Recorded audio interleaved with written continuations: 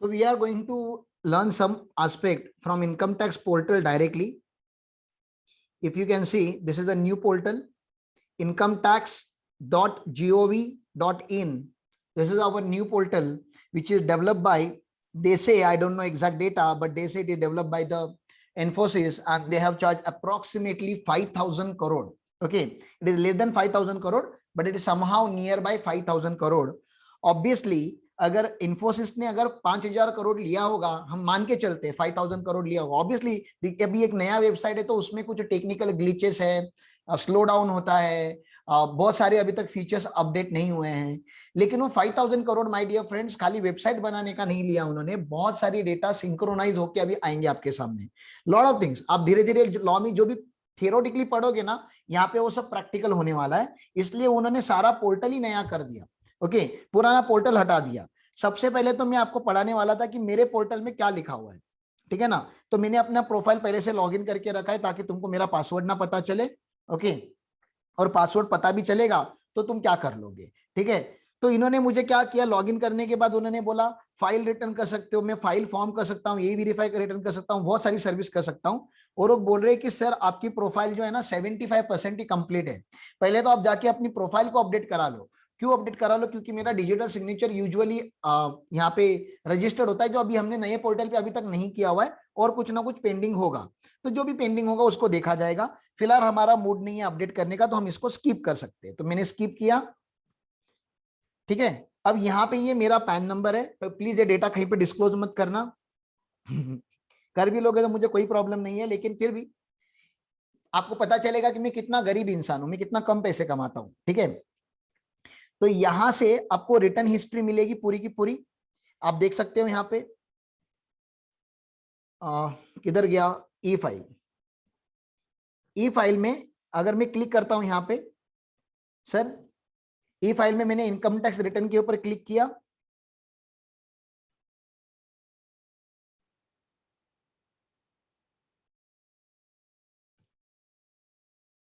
ये देखो यहाँ पे मुझे असेसमेंट ईयर सिलेक्ट करने बोल रहा है, करंट असेसमेंट ईयर 21-22।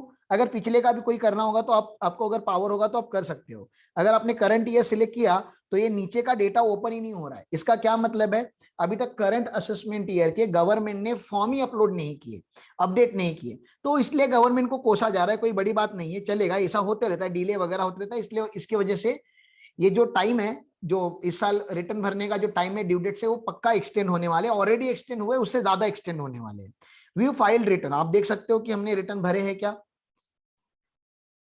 ठीक है। ये देखो मेरा AY 20 और 2021 का रिटर्न मैंने फाइल कर दिया था, 19-20 का रिटर्न मैंने फाइल कर दिया था, 18-19 का रिफंड मैंने फाइल कर दिया था। ऐसा मेरा और भी है, ठीक है ना। यहाँ पे मैं क्लिक करते जाऊंगा तो मेरा और भी पिछले पिछले साल का रिटर्न आपको दिखते जाएगा, ठीक है। जो लेटेस्ट रिटर्न हमने फाइल किया था वो आप यहाँ से डाउनलोड कर सकते हो, डाउनलोड फॉर्म कर सकते हो, डाउनलोड XML कर सकते हो, आप एक्सपोर्ट टू एक्सेल कर सकते हो, ये सारा डेटा। तो बहुत सारे फीचर उन्होंने दिए जो मुझे अच्छे लगे, ठीक है।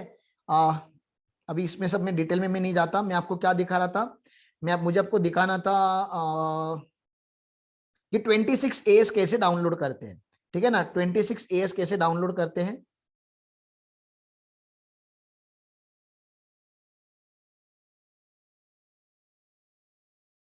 ये देखो यहाँ पे लिखा हुआ है व्यू फॉर्म 26AS, उसके ऊपर ये भी ऑप्शन देख लो, ई वेरीफाई रिटर्न। ई वेरिफिकेशन के लिए यहाँ पे क्लिक करना पड़ता है, ई वेरिफिकेशन का भी सेक्शन 140 में आपको थोड़े टाइम में पढ़ाऊंगा।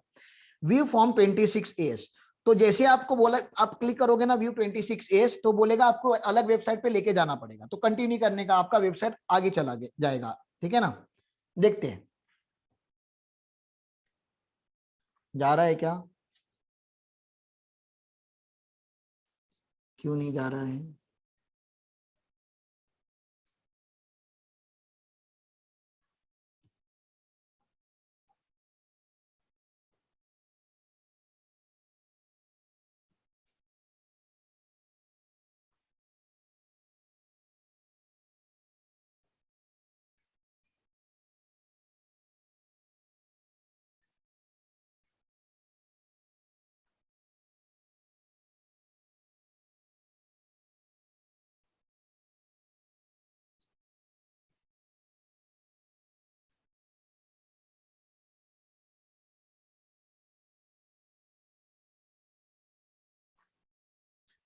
क्यों मुझे ये प्रॉब्लम दे रहा है, जा ही नहीं रहा है।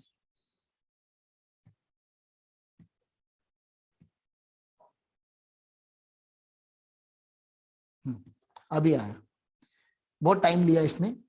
यहाँ पे आई अग्री करने का, क्योंकि ये टीडीएस की वेबसाइट को लॉगिन कर रहा है, यहाँ पे आई अग्री करना पड़ेगा, तो इसने टीडीएस की वेबसाइट को लॉगिन किया। अब वो पूछ रहा है भैया आपको क्या करना है, तो मैंने बोला सर मुझको व्यू करना है मेरा 26 ईयर्स। तो वो लोग बोलेंगे ठीक है आप देख लो व्यू 26 ईयर्स, यहाँ से कोई इश्यू नहीं है। कौन से असेसमेंट ईयर का करना है, तो मैंने बोला सर मुझे है ना 21-22 का करना है, और व्यू एज करना है HTML। ठीक है ना, HTML भी चल जाएगा, कोई प्रॉब्लम नहीं है।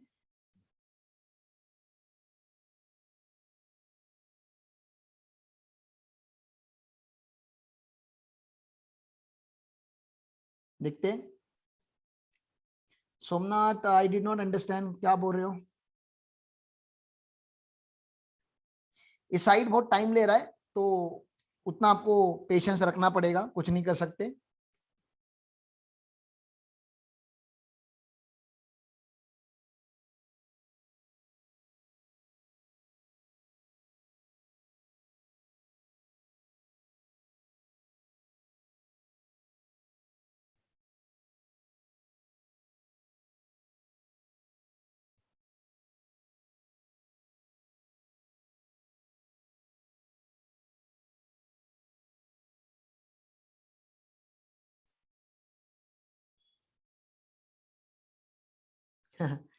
इट लुक्स लाइक पहला वाला साइट, हाँ NSDL का साइट तो वही है ना, NSDL का साइट तो चेंज नहीं हुआ है, इनकम टैक्स का साइट चेंज हुआ है ना, दिस इज इनकम टैक्स का साइट नया है, इसका तेरा गेटअप थोड़ा अलग दिखेगा। ये तो टीडीएस का है ना, ट्रेसेस का है।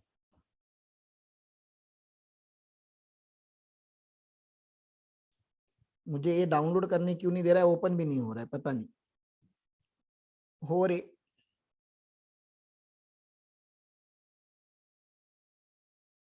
ईयर चेंज करके देखो।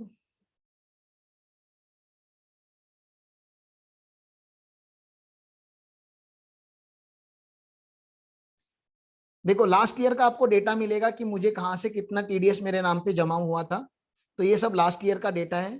कहीं से मुझे 4 लाख मिला है, कहीं से मुझे 1 लाख मिला है, कहीं से मुझे 10 लाख मिला है। ठीक है ना, तो ये लास्ट ईयर का डेटा है, लास्ट ईयर का ओपन हो रहा है, करंट ईयर का नहीं ओपन हो पा रहा है, पता नहीं क्यों नहीं हो रहा है।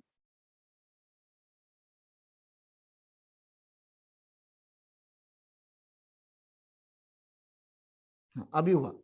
ये देखो, ये करंट ईयर का मेरा डेटा है।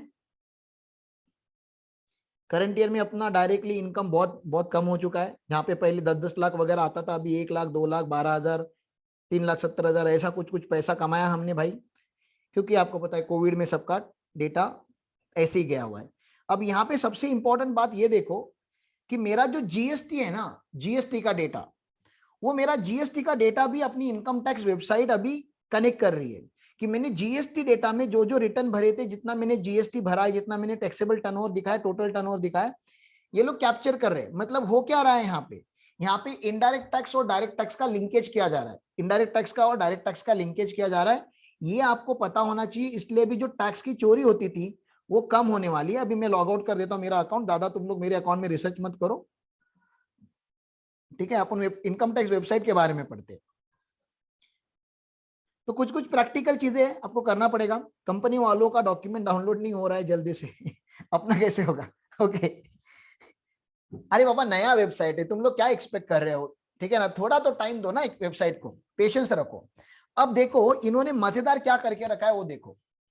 तुम्हारा अगर इनकम टैक्स का नॉलेज अगर कम भी होगा ना, तभी तभी भी वेबसाइट इतना एडवांस है ना, हमारा ये जो वेबसाइट इतना एडवांस है। जैसे तुम इंडिविजुअल हो तो ऑब्वियसली तुम इंडिविजुअल पे क्लिक करोगे, जैसे ही तुम लोग इंडिविजुअल पे क्लिक करोगे, नीचे देखो ऑप्शन आएगा, नीचे salaried employee, business and profession, senior citizen हो क्या, नॉन रेसिडेंट हो क्या, HUF हो क्या, तो ये सारे ऑप्शन ओपन हो रहे हैं। अगर आपने सैलरीड के ऊपर क्लिक किया तो सैलरीड के अंदर देखो क्या क्या मिलेगा अभी आपको।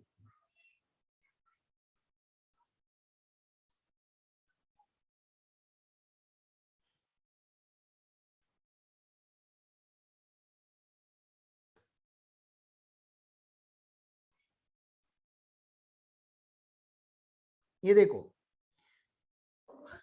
यहाँ पे सब कुछ लिखा हुआ है कि आपको क्या क्या एप्लीकेबल है। एक इंडिविजुअल को सहज फॉर्म आप भर सकते हो जब आप सैलरी या पेंशन कमाते हो, एक हाउस प्रॉपर्टी, आपके पास इंटरेस्ट, अदर इंटरेस्ट है, फैमिली पेंशन है, डिविडेंड इनकम है, और आपका एग्रीकल्चर इनकम 5,000 तक है, तो आप ITR 1 भर सकते हो। हाँ, ITR 1 कौन नहीं भर सकता, तो यहाँ पे लिखा हुआ है डायरेक्टर ऑफ द कंपनी नहीं भर सकता, अगर आपने अनलिस्टेड शेयर्स पकड़े होंगे तो नहीं भर सकते हो, अगर आपका साइनिंग अथॉरिटी आउटसाइड इंडिया है, एसेट आउटसाइड इंडिया है तो नहीं भर सकते हो, अगर आपका 194N में TDS डिडक्ट हुआ है। 194N में TDS तभी डिडक्ट होता है जब आपने बैंक में से 1 करोड़ से ज्यादा पैसे विड्रॉ किए हुए, तो सर नहीं बच सकते। अगर आपको ESOP का अगर टैक्स लग रहा है, एम्प्लॉय स्टॉक ऑप्शन प्लान का टैक्सेशन लग रहा है आपके हाथ में, तभी भी आप ITR 1 नहीं भर सकते। ITR 2, जब ITR 1 नहीं भर सकते तो ITR 2 भरना होता है। तो ये सारी बातें यहाँ पे की गई। ITR 4 बिजनेस क्लासेस के लिए जो 44 AD में जाते हैं, 50 लाख तक का उनका टर्नओवर है, वो लोग भर सकते हैं यहाँ पे। तो ये अलग अलग फॉर्म, सारे form applicable, form 12BB, form 16, form 16A, जितने दुनिया, फॉर्म 26A जो मैं अभी दिखा रहा था, जिसमें क्या क्या मिलता है हमें, TDS मिलता है, एडवांस टैक्स मिलता है, स्पेसिफाइड फाइनेंशियल ट्रांजैक्शन, SFT, ये एक प्रोविजन है जो आपको मैं पढ़ाऊंगा, डिमांड और रिफंड दिखेगा, पेंडिंग एंड कंप्लीटेड प्रोसीडिंग दिखेगा। तो ये इतना डिटेल इन्होंने करके रखा हुआ है ना वेबसाइट की, मतलब देख के ही मजा आ जाता है। सर टैक्स लैब भी दिखा दिया उन्होंने, जिनका एज 60 साल से, हाँ पूरा मॉड्यूल अपलोड कर दिया। मतलब पढ़ाई करने के लिए अगर तुमको कभी ऐसा लगे ना कि मेरे पास मॉड्यूल नहीं है, तो वेबसाइट ओपन करो, पूरा सब कुछ लिखा हुआ है उन्होंने। 60 ईयर के नीचे के साथ क्या क्या होगा, कैसे टैक्स कंप्यूट होगा, उसका पूरा डिटेल एनालिसिस किया है। 60 के ऊपर होगा तो उसका क्या होगा, सीनियर सिटीजन 80 के ऊपर होगा तो उसका क्या होगा, रिबेट के बारे में नोट लिखा हुआ है, सरचार्ज एंड रिलीफ के बारे में लिखा हुआ है, इन्वेस्टमेंट एंड पेमेंट वो सब बताया हुआ है, दुनिया भर की सारी चीजें, ATCC, ATCCD, आप क्या क्या डिडक्शंस ले सकते हो, कितना डिडक्शंस आप ले सकते हो, कैसे डिडक्शन लिया जाता है, कौन से सेक्शन आपके लिए एप्लीकेबल है डिडक्शन के, सब कुछ लिखा हुआ है। तो तुम्हें नहीं लग रहा आपको ज्यादा ही डिटेल कर दिया तो थोड़ा तो टाइम लगेगा यार, इतना अच्छा वेबसाइट। पहले क्या SSC को पता ही नहीं चलता था कि पूरे लॉ में उसको सेक्शन कौन से एप्लीकेबल है।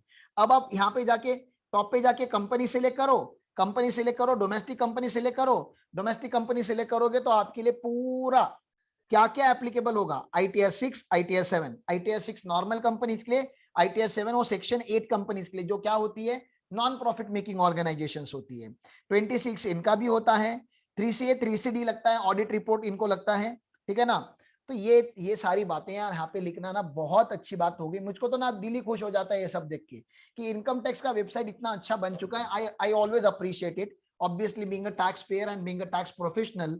जो चीजें वो लोग लाने का ट्राई कर रहे हैं, मैं फ्यूचर देख रहा हूँ, प्रेजेंट देखूंगा, लॉग इन करने के लिए टाइम लगता है, ग्लिचेस है, सर्विस उतना फटाफट नहीं मिल रहा, तो ऑब्वियसली इरिटेशन होता है, but that irritation is for short term, ठीक है ना।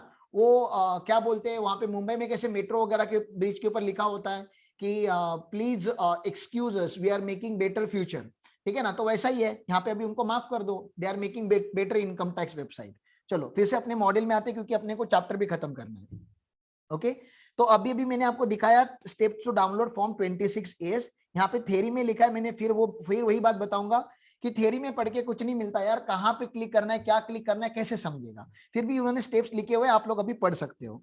सर ये जो ई पोर्टल होता है उसके ऊपर क्या क्या होता है, अब ये तुम्हारे ई पोर्टल के बारे में जो लिखा है ना वो पुराना वाला ई पोर्टल है, ठीक है ना। नए वाले पोर्टल में इससे 4 चीजें ज्यादा होनी है, जितनी पहले होती थी उतनी होनी है, उससे थोड़ी चीजें ज्यादा होनी है। तो चलो अपने यहाँ पे क्या क्या है वो सारी देख लेते हैं कि सर ई पोर्टल के फंक्शंस क्या है, फंक्शनैलिटीज क्या है। अगर शॉर्ट नोट के लिए 2 मार्क के लिए क्वेश्चन आता है, what are the functionalities of e filing portal. अभी क्लियर है राम, आवाज क्लियर है? Hello, am I audible now?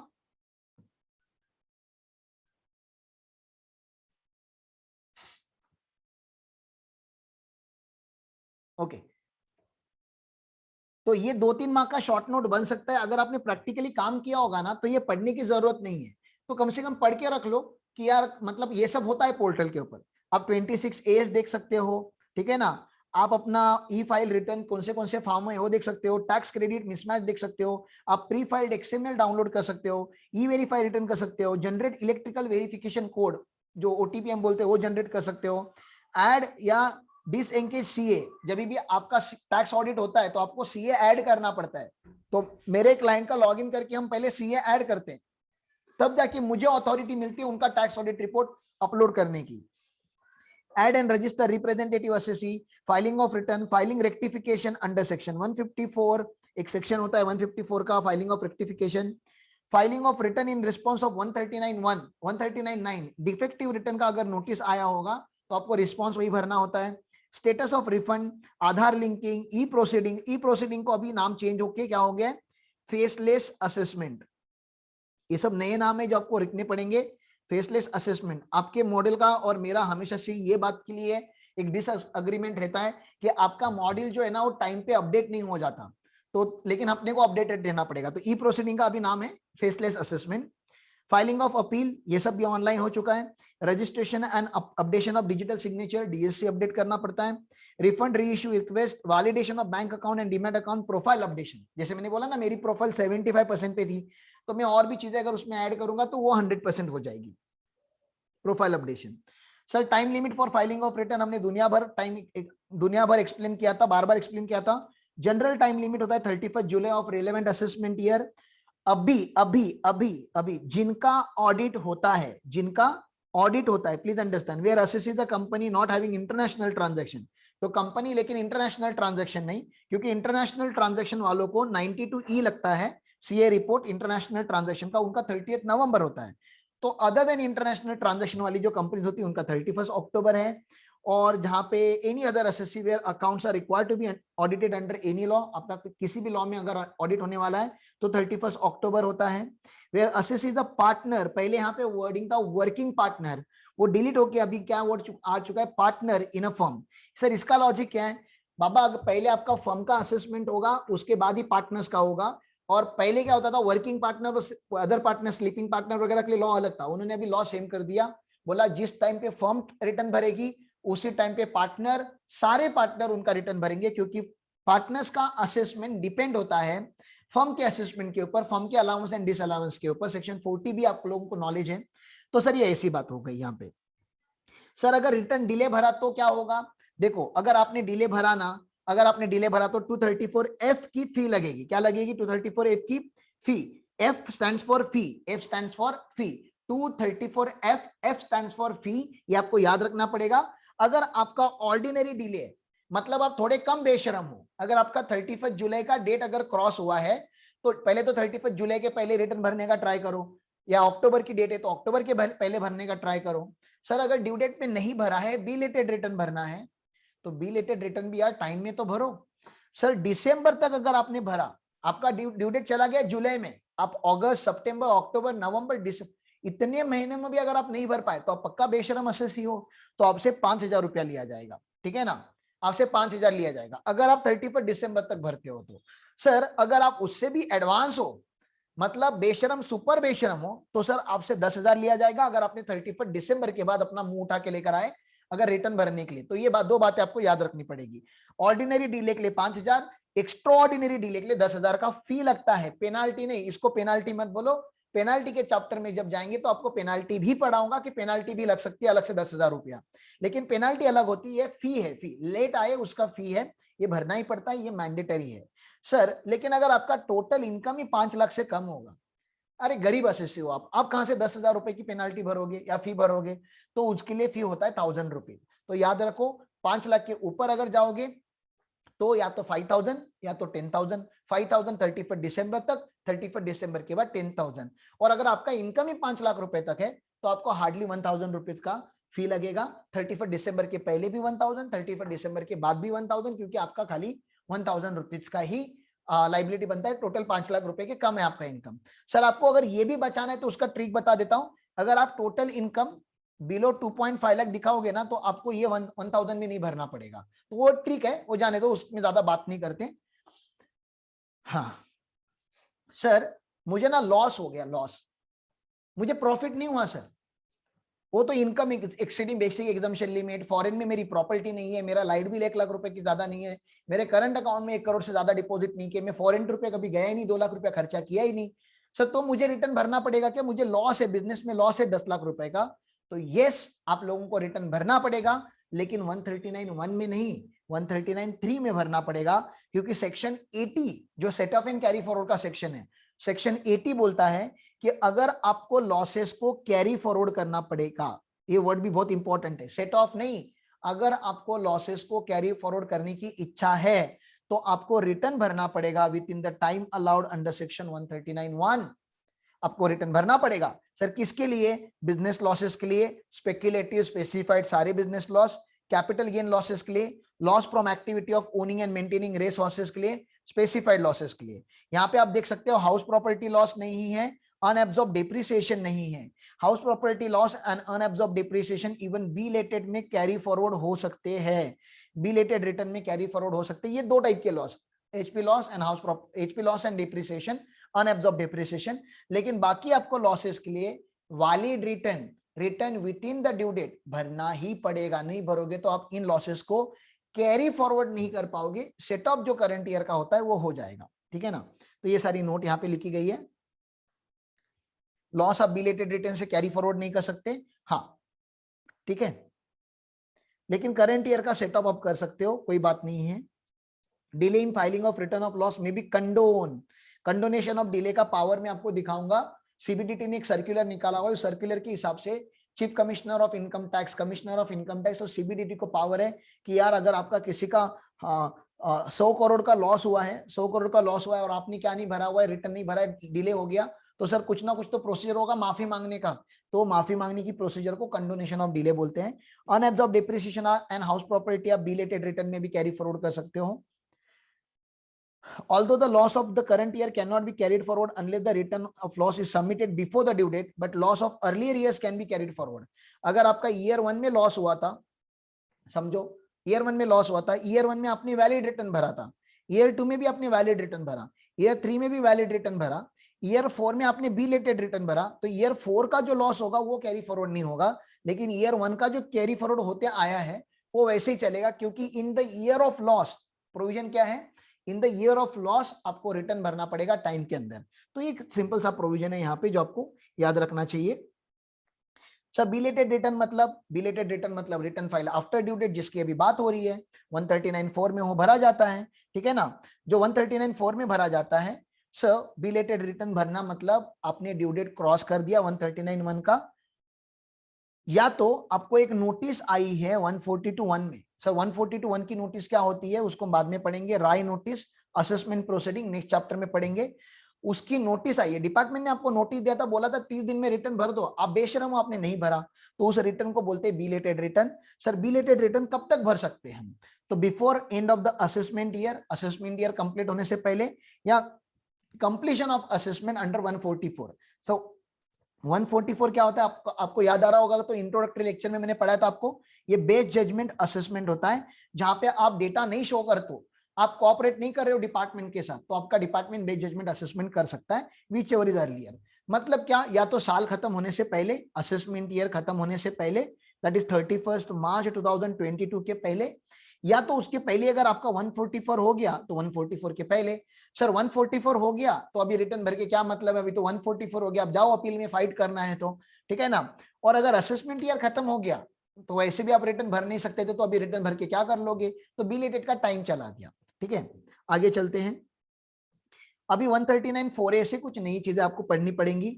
अगर आप चैरिटेबल ट्रस्ट हो, याद रखो मेरी बातें, अगर आप चैरिटेबल ट्रस्ट हो, बहुत इंपॉर्टेंट बात बता रहा हूं, चैरिटेबल ट्रस्ट का एग्जम्पशन मिलता है सेक्शन 11, सेक्शन 12, इन सेक्शन में 11 एंड 12 में एग्जम्पशन मिलता है, ठीक है ना। ये एग्जम्पशन क्लेम किए बिना, मैंने क्या बोला, before claiming exemption under 11 and 12, before, तो तुम्हारा समझो चैरिटेबल ट्रस्ट का 100 लाख का इनकम है और उसने 90 लाख का खर्चा किया हुआ है, तो उसका पूरा का पूरा 100% इनकम एग्जम्प्ट हो जाता है, क्योंकि कंडीशन है मिनिमम 85% आप इनकम अप्लाई करोगे आपके चैरिटेबल पर्पस पे तो आपको एग्जम्पशन मिलेगा। ऐसा कोई क्लॉज में आपको पढ़ाऊंगा 11 एंड 12 में। मैं बता क्या रहा हूं, वो देखो, ये जो एग्जम्पशन इन्होंने क्लेम किया है ना, वो हमें चेक तो करना पड़ेगा ना डिपार्टमेंट को कि ये एग्जम्पशन वैलिड है कि नहीं है, इन्होंने जो एक्सपेंसेस किए वो वैलिड है कि नहीं है, ट्रस्ट अपने ऑब्जेक्ट के हिसाब से काम कर रहा है कि नहीं कर रहा। तो ये चेक करने के लिए हमने ट्रस्ट को बोल के रखा हुआ है कि सर जी आपको 139(4)A में, सेक्शन 139(4)A में रिटर्न भरना मैंडेटरी है, आपको रिटर्न भरना ही पड़ेगा। Am I clear?